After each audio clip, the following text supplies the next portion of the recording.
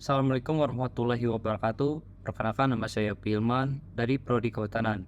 Di sini saya akan mempresentasikan tentang fisika perubahan zat. Oke, langsung saja. Apa itu perubahan fisika? Yang pertama, menurut Latifa, perubahan fisika adalah perubahan wujud zat yang bersifat mikroskopis yang menimbulkan banyak siswa kesulitan memahami konsep tersebut. Yang kedua, menurut Pedia, perubahan fisika adalah perubahan wujud materi.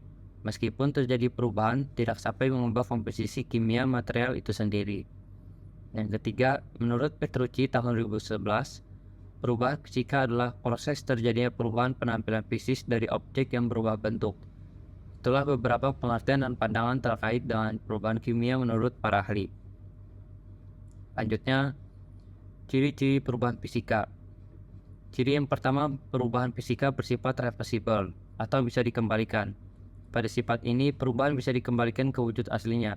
Ada juga yang sulit dikembalikan ke wujud aslinya. Contoh, es lilin yang membeku menjadi cair, saat sudah mencair dapat dikembalikan lagi menjadi es lilin jika dimasukkan ke dalam freezer.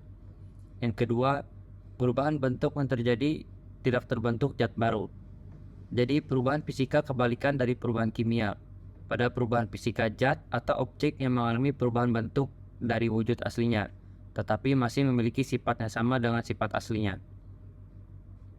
Yang ketiga, tidak mengalami proses kimia. Adapun ciri lain, objek atau zat yang mengalami proses fisika tidak menimbulkan zat yang berbeda secara mendasar. Jadi, perubahan bentuk yang terjadi bukan disebabkan karena adanya proses reaksi kimia. Yang keempat, hanya terjadi perubahan fisik zat. Jadi, perubahan fisika lebih pada terjadi perubahan fisik zatnya saja.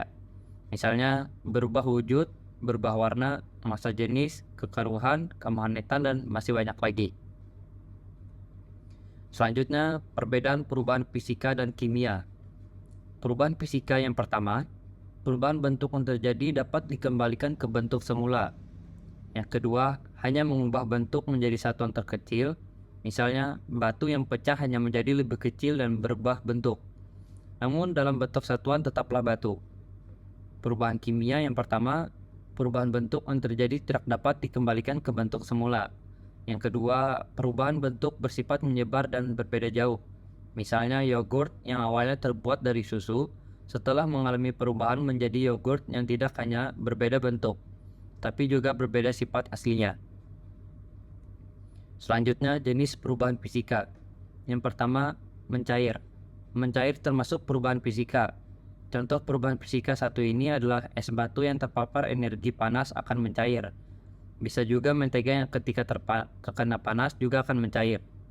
Yang kedua, membeku. Jenis perubahan fisika yang kedua adalah membeku. Contoh, air yang dimasukkan ke dalam freezer akan membeku menjadi es. Yang ketiga, mengkristal. Sementara perubahan fisika juga dapat berubah menjadi mengkristal akibat perubahan wujud dari gas menjadi padat. Kemudian, zat tersebut melepaskan energi panas. Adapun contoh dari mengkristal yaitu berubahnya uap di udara menjadi salju. Yang keempat, menguap. Menguap adalah proses terjadinya perubahan bentuk dari zat cair menjadi gas. Cara agar menghasilkan cara ini dilakukan dengan energi panas. Contoh, saat kamu menjemur pakaian di bawah sinar matahari, baju akan menguap dan bajumu pun akan mengering. Kelima, menyublim. Kapur barus lebih sering disimpan dan digunakan untuk pengharum dan pengusir serangga. Kapur barus yang terlalu lama tersimpan, semakin lama semakin mengecil dan habis. Nah, proses inilah yang disebut dengan menyublim. Yang keenam, mengembun. Mengembun adalah proses perubahan bentuk dari gas menjadi cair yang disebabkan karena terjadi peristiwa pelepasan zat energi panas. Jika kamu perhatikan, saat udara panas dan kemudian berubah menjadi dingin, maka rumput atau tanaman akan mengeluarkan embun atau butiran air di ujung daun. Selanjutnya, aspek perubahan fisika. 1. Aspek apa yang berubah? Terjadinya perubahan berupa objek, ukuran, bentuk, atau warna, di mana perubahan yang ditimbulkan hanya mengubah ukuran objek saja dan tidak mengubah secara zat kimia. Contoh, perubahan batu besar yang pecah menjadi batu-batu ukuran lebih kecil. Yang kedua, aspek penyebab perubahan. Perubahan kimia yang dipengaruhi oleh aspek penyebab perubahan terjadi karena disebabkan perubahan fisika. Didasarkan aspek penyebab perubahan, ditinjau dari perubahan fisika adalah terjadinya perubahan yang disebabkan adanya perubahan suhu, adanya gaya, ataupun terjadinya perubahan temperatur. Contoh, air yang dimasukkan ke temperatur yang dingin akan menimbulkan pembekuan padat menjadi es batu. Yang ketiga, aspek dapat kembali atau tidak. Ditinjau dari aspek dapat kembali atau tidak, pada perubahan fisika, wujud aslinya dapat dikembalikan ke semula dengan cara yang lebih sederhana. Misalnya dari es batu yang diletakkan di suhu ruangan akan menjadi cairan, di mana air yang mencair dapat diwujudkan ke semula menjadi es batu dengan mengembalikan lagi ke freezer agar kembali. Namun ada juga yang tidak dapat dikembalikan seperti semula karena sudah mengalami perubahan kimia. Selanjutnya, contoh perubahan fisika. Contoh perubahan fisika yang sebenarnya sering kamu lakukan dalam kehidupan sehari-hari. Yang pertama, saat kamu merasa marah karena mendapatkan tugas menulis, sudah mencoba beberapa kali menulis tapi hasilnya gagal. Akhirnya kamu meremas kertas menjadi tak beraturan. Yang kedua, Ani suka memasak, dan hari ini ia ingin membuat makanan berbahan beras dan kreasi barunya. Ani pun menumbuk beras sehingga menjadi tepung. Beras yang ditumbuk mengalami perubahan fisika karena beras berubah bentuk. Yang ketiga, Mela mendapatkan pesanan kain tenun. Ia pun akhirnya menganyam benang menjadi sebuah kain yang memiliki harga tinggi. Proses penurunan dari benang hingga menjadi selembar kain ini juga termasuk dalam perubahan fisika karena mengalami perubahan bentuk. Yang keempat, Arnold sebagai buruh bangunan.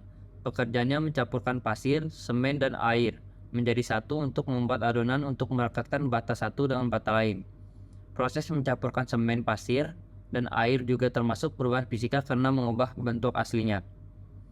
Yang kelima, sebagai tukang kayu sekaligus seorang pengrajin, Delon sering memotong kayu menjadi bagian kecil-kecil dan kemudian diolah menjadi kursi, lemari, meja, dan masih banyak lagi. Proses pemotongan kayu menjadi barang lain ini juga termasuk perubahan fisika. Yang keenam, melelehkan belerang menjadi cair ternyata juga termasuk perubahan fisika, bukan perubahan kimia. Hal ini terjadi dikarenakan terjadi perubahan warna. Meskipun dari segi komposisi, kimia sama sebelum maupun sesudah terjadi perubahan. Yang ketujuh, saat kita membuat minuman teh manis, kita mencampurkan gula, air, dan teh. Proses ini juga termasuk perubahan fisika karena menghasilkan bentuk atau zat yang berbeda. Oke, sekian, terima kasih. Baik, hanya itu saja yang bisa saya sampaikan. Kurang lebihnya saya mohon maaf. Assalamualaikum warahmatullahi wabarakatuh.